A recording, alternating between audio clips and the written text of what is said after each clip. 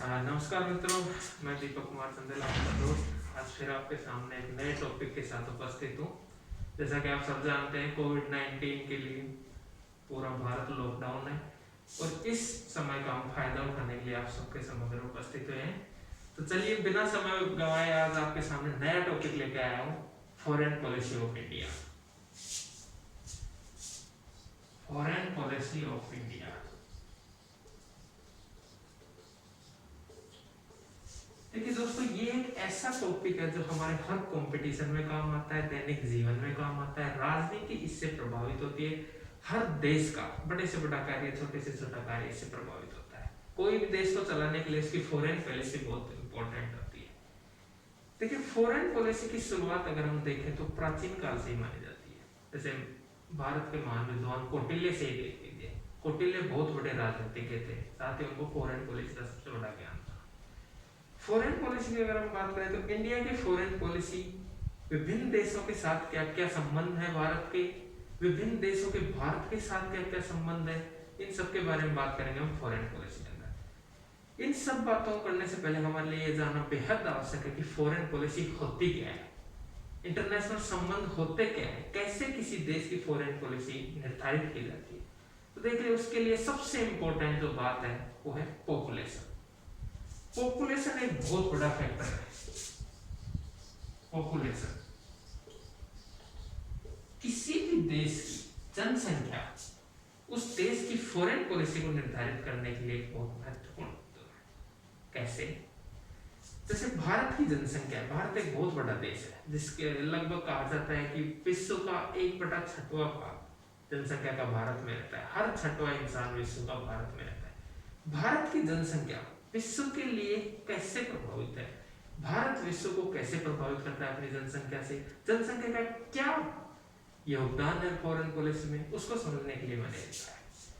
दोस्तों, भारत की आबादी लगभग 135 करोड़ के आसपास है, जो कि बहुत बड़ी आबादी है। विश्व की प्रत्येक विश्व की निगाहें भारत पर है पॉपुलेशन की वजह से। कारण, सबसे बड़ा मार्केट इंडिया है। हालांकि चाइना है, चाइना विश्व की पहली मोस्ट पॉपुलेटेड जनसंख्या वाला देश है, लेकिन चाइना का खुद का ही मार्केट इतना बड़ा है कि भारत को उसको मार्केट की जरूरत पड़ती है। भारत की जनसंख्या बहुत महत्वपूर्ण रोल अदा करती है फॉरेन पॉलिसी के अंदर। प्रत्येक देश की नजर भारत के मार्केट पर लगी हुई है।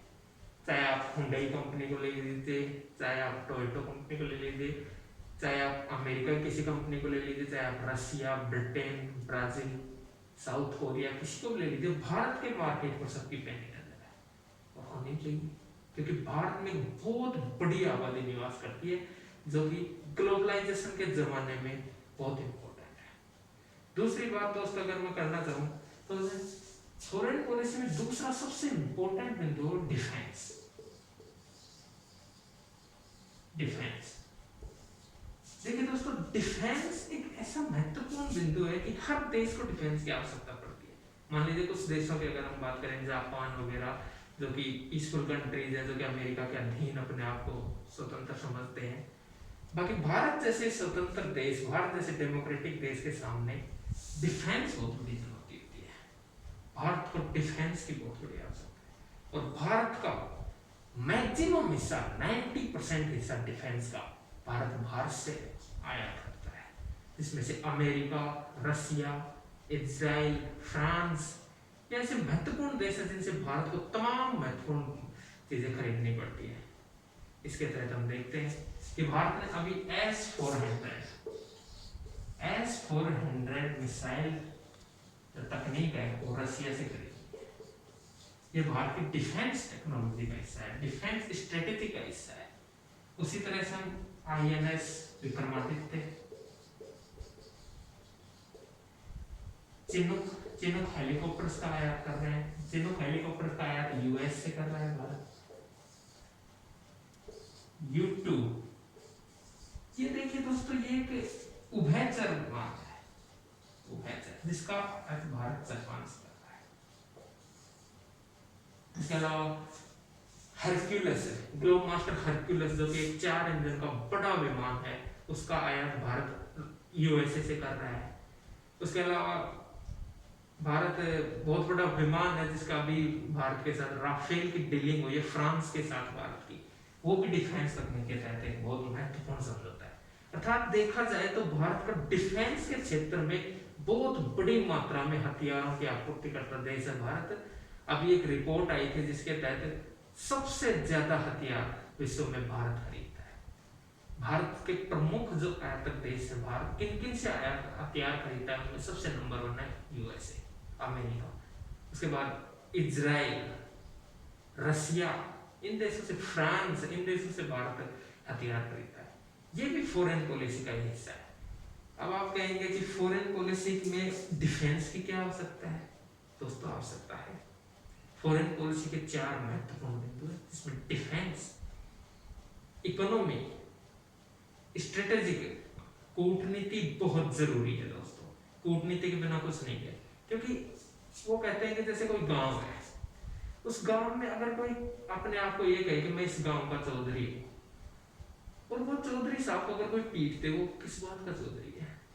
वो किस बात का चौधरी? चौधरी तो वो कहलाए ना जिसके शब्द रहे, जिसकी धाक जमे, तो क्या वही चौधरी कहलाएगा ना। यही सेम यहाँ चल रहा है। इस पूरे विश्व पर सब अपनी पावर जमाना चाहते हैं। अमेरिका अपनी पावर जमाना चाहता है, रशिया अपनी पावर जमाना चाहता है, चाइना खुद के कंट्रोल करना चाहता है, पान चाइना बनाना चाहता है, इंडिया अपना कंट्रोल जमाना चाहता है, यूएनओ में सबसे ज्यादा धाक किसकी है, वो अपना जमाना। लेकिन इस सब के बीच में ज्यादा से ज्यादा बिंदु जो मैं बता रहा हूं वो सब एक के पास होंगे, वो होगा सुपर पावर। सुपर पावर के लिए क्या क्या जरूरी है? उसमें से पहली चीज पॉपुलेशन, जो कि भारत के पास बहुत बड़ी मात्रा में है, 135 करोड़ है। ठीक है, भारत यहाँ पावर बन रहा है, मान गए। डिफेंस, देखिए लोग, डिफेंस की बात अगर हम करें तो भारत डिफेंस का सबसे बड़ा आयातक देश तो है, मानते हैं। भारत के पास आज भी 30 लाख के करीब है, लेकिन डिफेंस में आज भी भारत कहीं ना कहीं चाइना, अमेरिका, रशिया से कमजोर पड़ता है। भारत के पास उतनी महत्वपूर्ण तकनीक नहीं है कि भारत उनका यूज कर सके। F-16 लड़ाकू विमान है, वो पाकिस्तान के पास है, इस वजह से भारत उसको खुद नहीं खरीद सकता। S-400 प्रणाली भारत ने रशिया से ले ली, इसलिए चाइना उसको नहीं लेना चाहता, क्योंकि एक दूसरे को काउंटर बैलेंस करते हैं। काउंटर बैलेंस करना बहुत जरूरी है। ये समय समय की बात है, विभिन्न सरकारें बदलती रहती हैं, लेकिन विदेश नीति इतना जल्दी नहीं बदलती है। विदेश नीति में मार्गेंथाउ का एक प्रमुख कथन है कि विदेश नीति कभी भी भावनाओं से नहीं चलती। विदेश नीति में सबसे महत्वपूर्ण बात यही है कि विदेश नीति में सबसे सर्वोपरि होता है राष्ट्रीय हित। राष्ट्रीय हित से विदेश नीति चलती है। यदि हमारा हित सध रहा है, हमारा हित साधन हो रहा है, उसी देश के साथ हम ऐसे ही संबंध बनाएंगे। जैसे ना विदेश नीति में कोई स्थायी संबंध होता है, ना विदेश नीति में कोई स्थायी दोस्त होता है, ना कोई स्थायी मित्र होता है, ना कोई स्थायी दुश्मन होता है। विदेश नीति के तहत राष्ट्रीय हित सबसे इंपॉर्टेंट होता है, और राष्ट्रीय हित हमेशा बदलते रहते हैं। जैसे दोस्तों आपको मैं बात करूं, अमेरिका को ले लीजिए। अमेरिका ने 1962 के चाइना इंडिया वॉर में भारत का साथ दिया, ठीक है। 1965 के युद्ध में, भारत पाकिस्तान में युद्ध हुआ, उसमें चाइना को पाकिस्तान का साथ दिया। 1971 में बांग्लादेश या पूर्वी पाकिस्तान कहते हैं, उसके युद्ध में फिर अमेरिका ने उनका साथ दिया। ये बदलता रहता है। कारगिल के युद्ध में फिर भारत का साथ दिया, सिविल परमाणु समझौता 2005 में फिर भारत के साथ किया, और आज भारत के अमेरिका के साथ अच्छे संबंध है। ये बदलता रहता है। रशिया देख लीजिए, रशिया भारत का सदा से मित्र रहा है। भारत के लिए रशिया ने हमेशा वीटो किया है। चाइना इश्यू हो या फिर बॉर्डर डिस्प्यूट इश्यू हो या पाकिस्तान के साथ इश्यू हो, हमेशा चाइना ने भारत का साथ दिया है। लेकिन दोस्तों दक्षिण चीन सागर पर चाइना का साथ कौन देता है? रशिया। वहां भारत के साथ नहीं है चाइना, वहां फिलीपींस के साथ नहीं है चाइना, रशिया। वहां पर भारत का सपोर्ट करता है जापान, क्योंकि जापान क्वेड का देश है। क्वेड एक बहुत इंपॉर्टेंट संस्था है। क्वेड के अंदर 4 देश आते हैं, जिनको हम इस प्रकार से देखते हैं। क्वेड, ये देखिए एक संगठन है बेसिकली, जिसमें 4 देश आते हैं, अमेरिका, इंडिया, जापान और ऑस्ट्रेलिया। ये बेसिकली वो संगठन है जो दक्षिण पूर्वी चीन सागर, शांत महासागर, उसमें चाइना को कंट्रोल करने के लिए बनाया गया। इसका अपने आप में अलग मीनिंग है दोस्तों। इस क्षेत्र में जापान, अमेरिका, जापान और ऑस्ट्रेलिया भारत के साथ है। अब इसका मतलब ये तो नहीं है कि ये भारत के दोस्त हैं, नहीं। दूसरा, जब बात दूसरे मुद्दे पर आती है तो ये हट जाते हैं। कई ऐसे भी मुद्दे आए हैं, कई बार ऐसा हुआ है कि विश्व के सारे देश एक तरफ थे लेकिन भारत और पाकिस्तान एक तरफ थे। ये भी विदेश नीति के तहत आता है। कारण मध्य एशिया के दोनों, दक्षिण एशिया के दोनों महत्वपूर्ण देश हैं। जनसंख्या मामले में दोनों अग्रणी देश हैं। हर क्षेत्र में हर बार दो देश एक जगह हो, कोई संगठन एक हो, ये कोई जरूरी नहीं है। फॉरेन पॉलिसी में इश्यूज बदलते रहते हैं, सरकारें बदलती रहती हैं, समय बदलता रहता है, लेकिन फॉरेन पॉलिसी चलती रहती है। हर कंडीशन में, हर सिचुएशन में इसका एक महत्वपूर्ण स्थान होता है। नाम की जब घोषणा हुई तो भारत एक अलग थलग कंट्री था जो दोनों गुटों से अलग था, लेकिन आज भारत कहीं ना कहीं उदारवाद की तरफ अग्रसर है। चाइना जो अपने आप फॉरेन पॉलिसी में एक सबसे इंपॉर्टेंट बात होती है पावर। जिसके पास पावर है वो विश्व का विजेता है। पावर की अगर मैं बात करूं तो एक बार एक चाइना के एक नेता थे, उनका मैं नाम भूल रहा हूं, उन्होंने कहा था कि चाइना अपने आप में यूएनओ है, चाइना किसी यूएनओ की जरूरत नहीं है, चाइना अपने आप में यूएनओ है। ये बहुत बड़ी बात है और उन्होंने करके दिखाया। 1949 में आजाद हुआ जो देश, उसने अपने आप को 2020 में इस लेवल पर लाके खड़ा कर दिया कि आज उसको किसी की जरूरत नहीं है। कोरोना वायरस पर भी उसको दुनिया खड़ा करने की कोशिश कर रही है लेकिन उसको कोई असर नहीं पड़ता है। ये भी थोड़ी बात है दोस्तों, ध्यान देने की बात है। इसके बाद अगर मैं बात करूं पावर की, तो देखिए पावर में क्या होता है, एक होता है सॉफ्ट पावर। सॉफ्ट पावर में जैसे इंडिया सॉफ्ट पावर का अग्रणी देश शामिल किया जाता है। सॉफ्ट पावर में क्या होता है, इंडिया स्पिरिचुअल रिलीजियस कंट्री है। जैसे हम योग करेंगे, ध्यान करेंगे, समझाएंगे, आदर्श पर चलेंगे, नीतिगत फैसले लेंगे, ये सॉफ्ट पावर है भारत की। भारत किसी से युद्ध नहीं करना चाहता, लेकिन इसका मतलब ये तो है नहीं कि भारत सब पर राज कर लेगा। यही हुआ, नेहरू जी कहते रह गए हिंदी चीनी भाई भाई, चाइना हमारा भाई है। वो चाइना 1962 में मार के चला गया, 1965 में पाकिस्तान मार के चला गया। ये क्या हो रहा था, भारत को फिर भाभा रिसर्च एटॉमिक सेंटर में परमाणु बम की तैयारी करनी पड़ी। 1974 में वापस परमाणु हमला, भारत को परमाणु परीक्षण करना पड़ा।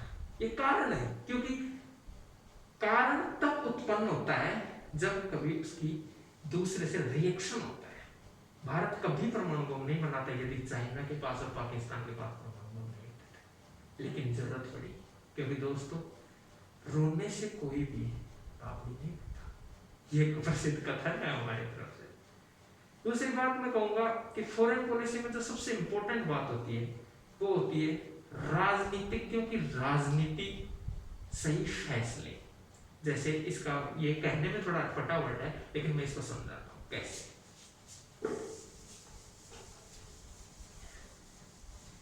भारत की मैं 3 पार्टी लेता हूँ इंपॉर्टेंट, जैसे 3 नहीं तो 2, या कहते हैं राइटिस्ट या लेफ्टिस्ट, या बीच में लेता हूँ मीडिएटर। जैसे मिड में अगर अपन रखें तो हम रखते हैं कांग्रेस को।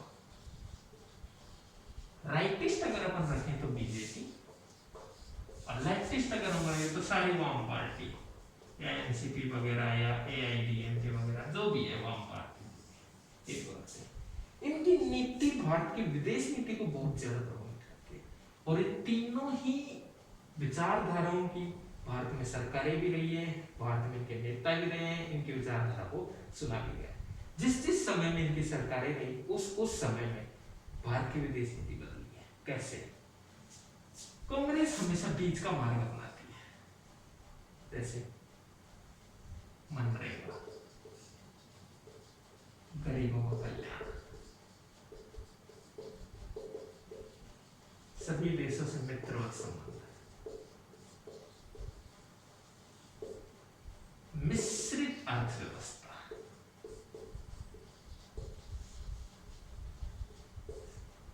ये जो है ये क्या अपनाता है, ये कहता है कि चाइना से संबंध मजबूत करो। एआईडीएमके, एनसीपी, वाम पार्टी, तृणमूल कांग्रेस ये कहता है कि चाइना से संबंध मजबूत करो, क्योंकि ये सब मार्क्सिस्ट है, ये कहीं ना कहीं लेफ्ट है। ये माओवाद को महत्व देते हैं, समाजवाद को महत्व देते हैं, समानता पर बल देते हैं। और टीसीपी जो कि भारत में इसका उदय 1980 के बाद हुआ, इनकी विचारधारा कहीं ना कहीं उदारवाद की तरफ अग्रसर है। इन्होंने शुरू से इसकी 2 बार सरकार आई, एक बार अटल बिहारी वाजपेयी के नेतृत्व में सरकार आई, जो कि 3 बार प्रधानमंत्री बने, एक बार नरेंद्र मोदी जी के नेतृत्व में सरकार आई। इनकी विचारधारा क्या है? इनकी विचारधारा है अमेरिका के साथ अच्छे संबंध, अमेरिका से अच्छे संबंध बना के रखना चाहते हैं। दूसरी बात, ग्लोबलाइजेशन, डेमोक्रेसी को यथावत सारे अपनाना चाहते हैं। डेमोक्रेसी ये भी है, डेमोक्रेसी ये भी है, डेमोक्रेसी यहाँ भी है, ठीक है। इसके बाद यहाँ पर सबसे इंपॉर्टेंट बात है उद्योग धंधे, उनको अपनाना चाहते हैं। उद्योग धंधे, फैक्ट्री भारत में लगे या भारत से को फायदा है। इसी का परिणाम है कि प्रधानमंत्री मोदी जी ने जब पहली गवर्नमेंट उनकी 2014 में एनडीए सरकार आई, तो उन्होंने इतनी योजनाएं निकाली स्किल डेवलपमेंट पर, मेक इन इंडिया जैसी योजनाएं निकाली, ताकि भारत में भारत का पैसा रहे, भारत में दूसरे देशों के लोग आके भारत में व्यापार करें, भारत में कुछ बनाएं, भारत की कंपनियों को फायदा हो, भारत में स्वरोजगार उत्पन्न हो। अर्थात इसको मैं एक उदाहरण से समझाता हूँ।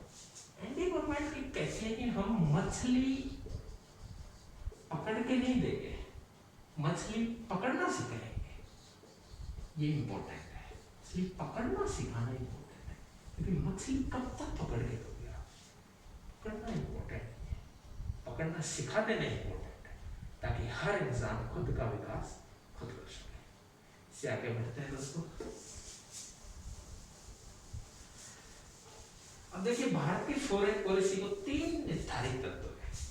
जैसे आज तक इतिहास में 1947 से लेकर 2020 तक 3 महत्वपूर्ण फेज है प्रधानमंत्री का, जिसमें पहला महत्वपूर्ण फेज में देता हूँ नेहरू जी का काल, सेकेंड फेज आता है इंदिरा जी का काल, और थर्ड फेज आता है मोदी जी का काल।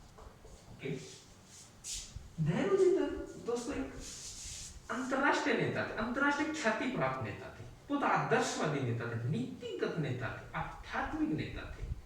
भारत की स्वतंत्रता संग्राम के एक महत्वपूर्ण चेहरे के रूप में वो सामने आए थे।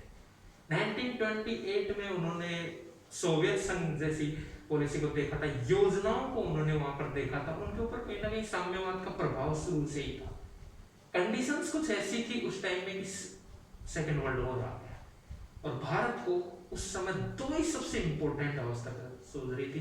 भारत उद्योग धंधे स्थापित करे, साइंस टेक को बढ़ावा दे, या भारत परमाणु हथियार बनाए। नहीं दोस्तों, भारत के लिए सबसे बड़ी इंपॉर्टेंट बात है कृषि व्यवस्था को बढ़ाना, गरीब तबका उसको खाना देना, 2 जून की रोटी उनके लिए नसीब नहीं हो रही थी। इस वजह से नेहरू जी ने कृषि पर बल दिया।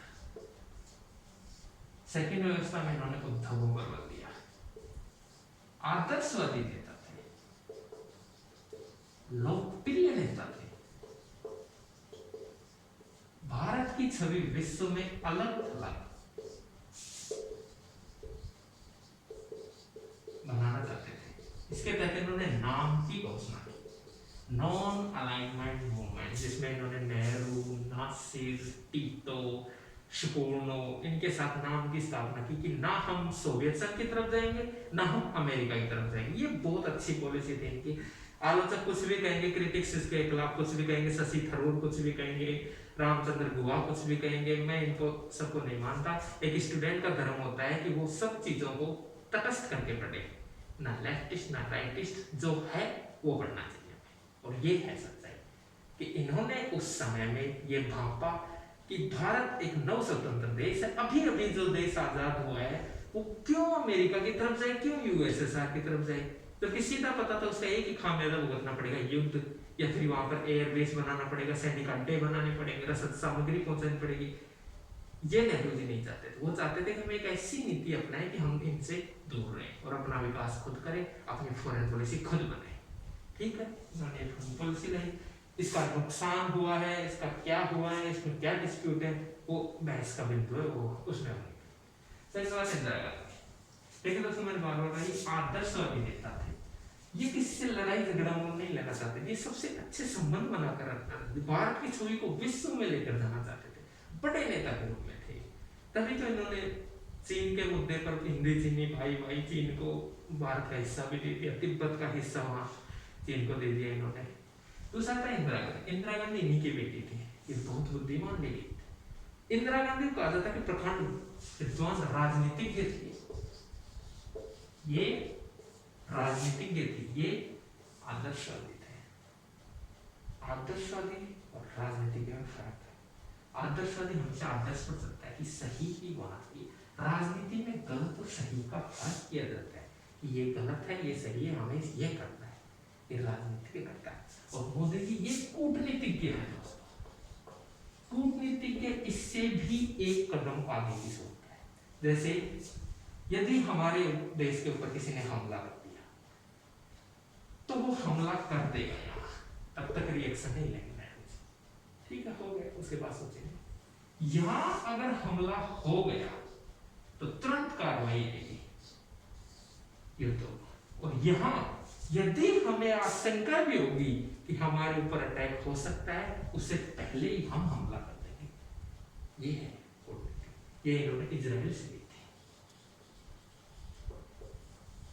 और इसी का परिणाम है कि भारत ने सर्जिकल स्ट्राइक जैसे नए इनोवेंट लाके खड़े किए इस देश में, जिनका पहले हमें इतना ज्यादा सुनने को नहीं मिलता था। खैर छोड़िए, वो भी बात का बिंदु है, आगे बढ़ते हैं फॉरेन पॉलिसी।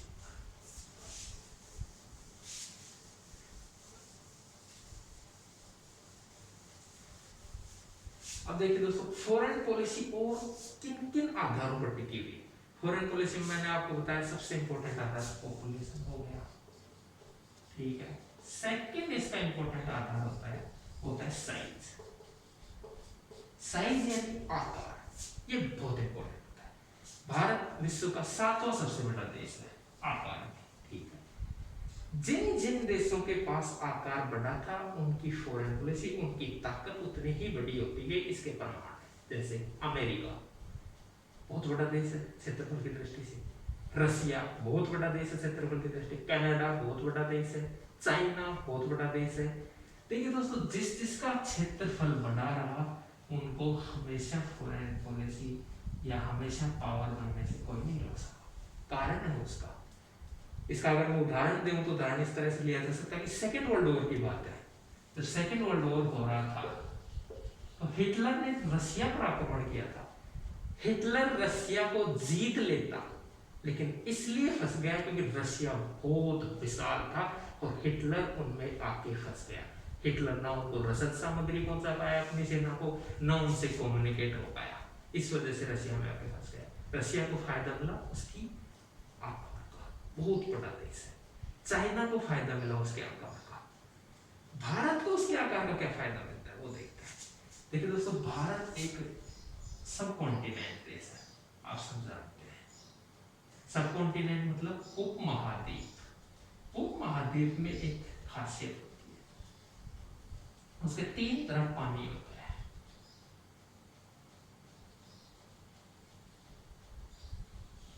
तीन तरफ पानी होता है, ये इधर कोस्टल एरिया, इधर कोस्टल एरिया, इधर कोस्टल। यदि किसी दुश्मन देश का आक्रमण होता है, उसके 3 तरफ पानी है, उसको बहुत ज्यादा फायदा इसलिए भी होगा क्योंकि इसका उदाहरण हमारे सामने ब्रिटेन है। ब्रिटेन की नौसेना आज भी सबसे प्रभावशाली है। आज हालांकि अमेरिका उससे आगे पहुंच गया है। जिन जिन देशों के पास समुद्र है, उन देशों ने दुनिया पर राज किया है। क्योंकि भारत को इसका फायदा कैसे मिले? ये बांग्लादेश है, ये भूटान है, ये नेपाल है। अगर नेपाल में कोई रसद सामग्री जाए, नेपाल में कुछ भी जाए, तो भारत के एरिया से जाएगा, उसको भारत को उसका कोस्ट मिलेगी। मध्य एशिया के कई देश हैं जिनके पास समुद्र नहीं है, जिस कारण वो आज भी दबे के दबे रहेंगे। ये फर्क पड़ता है। जैसा कि आप सबको मालूम होगा कि समुद्र एरिया में 12 नॉटिकल मील खुद का एरिया होता है, जहाँ मछली पालन वगैरह से 200 नॉटिकल मील तक ये खुद का होता है। इसके आगे का एरिया विश्व का होता है। सबकी साझा संपत्ति होती है, लेकिन ये कहने को साझा संपत्ति है कि पूरे प्रशांत महासागर या हिंद महासागर या कोई सा महासागर, 5 बड़े महासागर है, उसमें 200 नॉटिकल मील के बाद एरिया विश्व का हो जाता है, साझी संपदा हो जाती है। ये सिर्फ कहने की बात है, जो पावरफुल होता है ये उसका एरिया होता है। उदाहरण अमेरिका, कहाँ अमेरिका, जो कि बहुत इस साइड में, अमेरिका का दूर दूर तक ऐसे कोई समझ नहीं, यहाँ इंडिया है और यहाँ अमेरिका है, जबकि अमेरिका का तो 200 नॉटिकल माइल यही हो जाता है। फिर अमेरिका यहाँ क्या कर रहा है, यहाँ क्या कर रहा है, यहाँ क्या कर रहा है, यहाँ क्या कर रहा है। आज ऐसा कोई समुद्र का ऐसा कोई पॉइंट नहीं है जहाँ अमेरिका का शासन ना चलता हो, जहाँ अमेरिका के जहाजी बेड़े ना चलते। इसका मतलब है पावर, ये पावर है, ये असर पड़ता है साइज का, देश की साइज का। तीसरा इंपॉर्टेंट बिंदु मैं लेता हूं सोशल, सामाजिक। सामाजिक सुदृढ़ता कैसे किसी की फॉरेन पॉलिसी को प्रभावित करती है, इसके ऊपर आते हैं। सामाजिक, सोशल, या कह सकते हैं अपन इसको कल्चरल। देखिए दोस्तों, जिस भी देश का, जिस भी प्रांत का, जिस भी समुदाय का, जिस सभ्यता का, बात एक ही है। भारत एक सभ्यता है, प्राचीन सभ्यता है, दुनिया की महानतम सभ्यताओं में। जिस सभ्यता का सोशल और कल्चरल एस्पेक्ट्स मजबूत होंगे वो विश्व पर आ जाएगा। कारण भारत एक ऐसा देश है जिसमें दुनिया के तमाम बड़े 4 धर्म भारत में ही उपजे। हिंदू धर्म, हिंदुइज्म का भारत में ही शुरुआत हुई, ओके। जैनिज्म, सिख और बौद्धिज्म। दुनिया के 6 में से 4 बड़े धर्म भारत में उपजे, इनका ओरिजिन भारत से। और इन चारों धर्मों का फैलाव दुनिया के विभिन्न देशों में हुआ। कारण मैं बताता हूँ, देखिए फिजी एक कंट्री है, फिजी, जहां पर हिंदुइज्म है, सिखिज्म कनाडा में आज फैल रहा है, ठीक है, बुद्धिज्म और जैनिज्म। ये देखिए दोस्तों, लगभग ईसा से 400 शताब्दी 500 शताब्दी पहले ये दोनों धर्म दुनिया के सामने आए थे। महात्मा बुद्ध और महावीर स्वामी, महावीर देखिए पास इनका उदय हुआ था। उन्होंने इन धर्मों को विश्व के तमाम देशों में फैलाने में बहुत मदद की। वो कौन कौन से देश हैं जिसमें ये फैला? बुद्धिज्म का प्रसार अगर अपन देखें तो Myanmar, Tibet, Japan, Thailand, Philippines, Singapore, Indonesia, Indonesia के सुमात्रा, बाली द्वीप के जितने भी पूर्वी आसियान के जितने कंट्रीज हैं उन सब में बुद्धिज्म का प्रचार है, जैनिज्म का प्रचार है। वहां पर बल्कि आपने कहीं सुना होगा, पढ़ा होगा कि वहां पर मंदिर, बोरोबुदर की पहाड़ियों में एक मंदिर मिला है जो सबसे बड़ा मंदिर कहा जाता है बुद्धिज्म का, वो भी वहीं मिला है। वहां के टेम्पल्स जिनके नाम आज भी राम के नाम पर, उनके राम या रामायण से संबंधित कैरेक्टर्स हैं, उनके नाम पर उनके नाम मिल जाते हैं आज भी।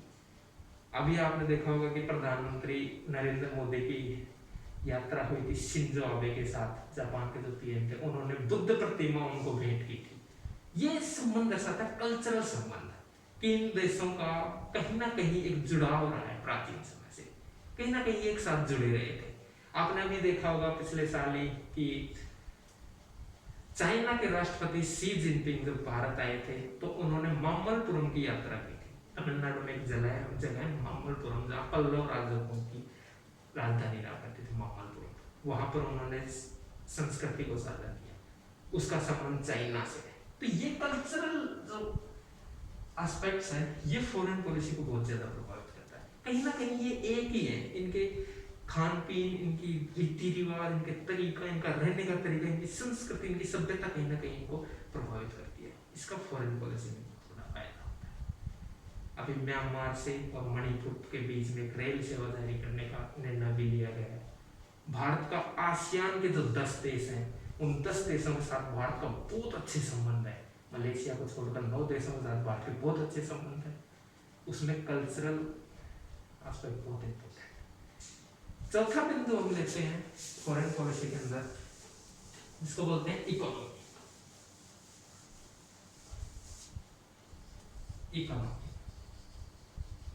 इकोनॉमी एस्पेक्ट कैसे प्रभावित करते हैं किसी देश की इकोनॉमी? देखिए दोस्तों, भारत एक ऐसा देश है जिसमें पॉपुलेशन ज्यादा है, ठीक है। अभी किसी का मैं ट्वीट पढ़ रहा था कि उन्होंने कहा था कि आने वाला जो भविष्य है वो भारत का होगा। आइंस्टीन ने भी ये कहा था कि भारत विश्व गुरु होगा। तो इसके पीछे कारण क्या है? क्यों कह रहे हैं ये सब लोग ऐसा? कुछ तो कारण होगा ना इसके पीछे, कारण है उसके पीछे। भारत में एक बहुत बड़ा मार्केट है, 135 करोड़ पीपल, जिसमें से सबसे बड़ी आबादी इन्वेस्टर्स की है, 40% इन्वेस्टर्स, जो कि दुनिया का 1/5 हिस्सा है। यहाँ पर दुनिया की तमाम कंपनियों के सामान उपलब्ध है, तमाम कंपनियों के सामान भारत के मार्केट में बेचे जाते हैं, यहाँ कंपनियां लगाई जाती हैं, इंडस्ट्री प्रोग्राम्स खोले जाते हैं, ये हमें मदद करता है दोस्तों। इस वजह से भारत को सबकी नजर है। दूसरी बात, इकोनॉमी कैसे प्रभावित करती है फॉरेन पॉलिसी? पूरी दुनिया में मंदी आ जाती है। अभी आप देख रहे होंगे लेटेस्ट अपडेट कि कोरोना वायरस ने जो हालात खराब कर रखे हैं पूरे विश्व के, उसकी वजह से पूरे विश्व में मंदी आने के आसार हैं, ऐसा लगाया जा रहा है। तो देखना दोस्तों जरूर आएगी, उससे भारत बच सकता है, उससे भारत में बचने की ताकत है। कारण दुनिया के तमाम देश जितना कमाते हैं उसको खर्च करते हैं, भारत एकमात्र ऐसा देश है जो बचत करता है। भारत का एक व्यक्ति अगर 100 रुपए कमाया तो उसमें से 30 रुपए की बचत जरूर करता है। छोटे से छोटा दिहाड़ी मजदूर, छोटे से छोटा किसान 30 रुपए की बचत जरूर करता है। और ये जो बचत है ये भारत को मंदी, गरीबी, मरी, इन सबसे बचाती है। तो इसी वजह से कारण है कि दुनिया की छठी इकोनॉमी है, 6th largest economy of the world India बन चुका है। आज वर्ल्ड बैंक में, IMF में भारत का बहुत बड़े स्तर पर फंड देना इस बात को दर्शाता है कि भारत एक बड़ी इकोनॉमी है। दोस्तों, विश्व की जितनी भी शांति सेनाएं यूएनओ के द्वारा भेजी जाती हैं उसमें सबसे बड़ा हिस्सा इंडिया का है। ये इस बात को दर्शाती है कि आने वाले भविष्य में भारत एक बहुत बड़ी इकोनॉमी के रूप में उभर कर आएगा।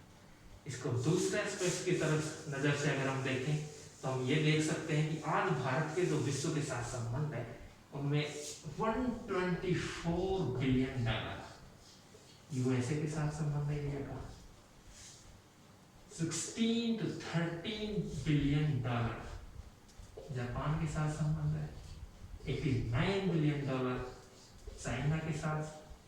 ये द्विपक्षीय व्यापार है जो इन देशों के साथ भारत कर रहा है। ये बहुत बड़ी बात है। ये पिछले 10 साल में 2 से 3 गुना से भी ज्यादा हो गया। ये इस बात को दिखाता है कि भारत इकोनॉमी के रूप में कितना बड़ा पावर बन रहा है। पिछले अगर दशक की मैं बात करूं तो भारत का एक वो भी वक्त आया था मनमोहन सिंह काल में, तो 7.7 भारत की विकास दर गई थी, 7.7, 8 तक भारत की विकास दर पहुंची थी। आज भारत उसी से ग्रो अप कर रहा है। एक वो भी समय था भारत के लिए जब भारत में मंदी आई थी, विश्व में मंदी आई थी, और प्रधानमंत्री नरसिम्हा राव उस वक्त प्रधानमंत्री हुआ करते 1992 के आसपास, और मनमोहन सिंह जी जो कि पूर्व प्रधानमंत्री, वो उस टाइम वित्त मंत्री हुआ करते थे।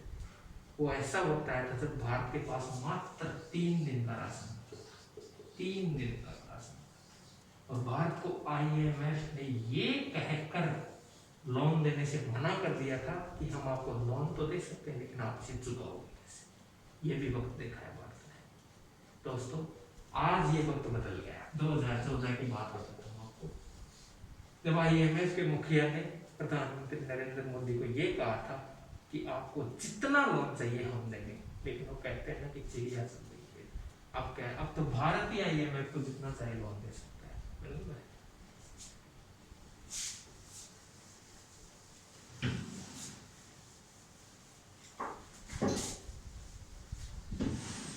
इसके अलावा 5वीं बात करते हैं स्ट्रेटेजिक पार्टनरशिप। स्ट्रेटेजिक पार्टनरशिप बहुत इंपॉर्टेंट होती है फॉरेन पॉलिसी। कैसे देखते हैं? स्ट्रेटेजी, सामरिक प्रतिभागिता। दोस्तों आज समय अलग है, पहले समय अलग था। पहले एक दूसरे के ऊपर आश्रित होकर जीवन जी लेते थे लोग, ये मेरा बचाव कर लेगा, इसका जीवन जी लेते। आज अगर कोई हमारे घर में हमको मार के चला जाए, अगर हमने उसका प्रतिघात नहीं किया, इसका मतलब हम कमजोर है। इसी वजह से स्ट्रेटेजी बहुत इंपॉर्टेंट है। भारत की स्ट्रेटेजी पार्टनरशिप अगर हम देखें तो 16 लाख से ज्यादा भारत की सेना, 16 तीनों सेनाएं, जल थल नभ, भारत की विश्व में चौथे नंबर की सेना है। भारत के पास तमाम विश्व के बड़े बड़े हथियार, जिनमें से हम globe master Hercules, Chinook helicopters, S-400 प्रणाली, रफाल, INS विक्रमादित्य, ड्रोन, तमाम भारत के पास रक्षा प्रणाली उपलब्ध है। ये दर्शाती है कि एक देश की पावर कितनी बड़ी है। ये पावर होना बहुत जरूरी था दोस्तों, क्योंकि भारत के दोनों साइड में शत्रु है, एक चाइना एक पाकिस्तान। उन दोनों को काउंटर बैलेंस करने के लिए भारत को रक्षा के क्षेत्र में बड़ी खरीद करनी पड़ती है, और भारत का रक्षा बजट आज बहुत ज्यादा बढ़ चुका है। दुनिया का पहला देश है भारत, तो सबसे ज्यादा रक्षा आयात करने वाला पहला देश है भारत, सबसे ज्यादा। इसमें से इजराइल से होता है, अमेरिका USA से होता है, रशिया से होता है, फ्रांस से होता है। ये देश भारत को रक्षा सामग्री उपलब्ध कराते हैं। दोस्तों फॉरेन पॉलिसी में हम बात आगे भी करेंगे, लेकिन आज का लेक्चर हम यहीं समाप्त करते हैं। कल आपसे फिर मिलते हैं। धन्यवाद।